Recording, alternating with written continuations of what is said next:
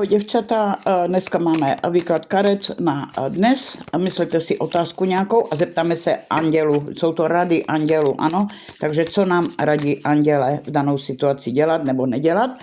Takže vezmeme nejprve 3 kartičky, které jsou takové jakoby základní. Tak a máme tady co? Máme tady zotavení.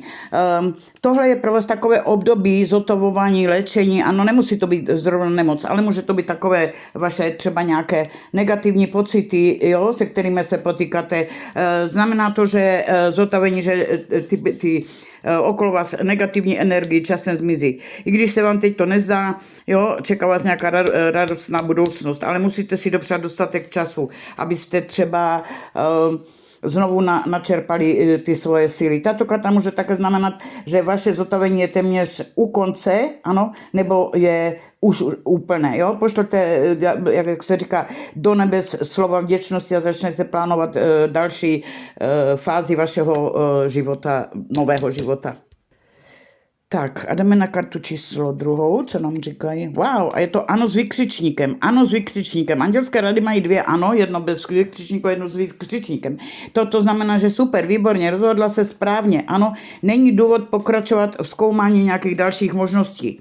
Takže tam jsem říkala o tom zotavení, ano, že situace negativní vlastně energie vás opouští a tady je prostě, jo, víte, co máte dělat, abyste měli naplňovat znova své plány.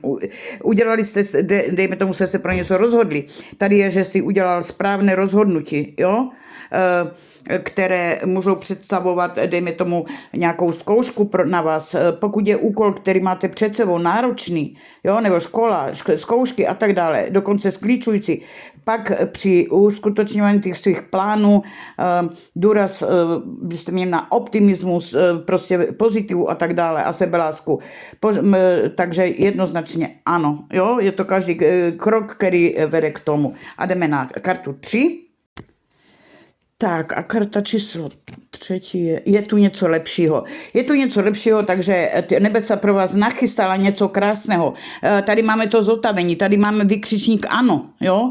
A je tu něco lepšího, takže opravdu, jak se říká, že anděle pro vás přichystali něco krásného, ale není to to samé, co jste si třeba naplánovali vy, jo?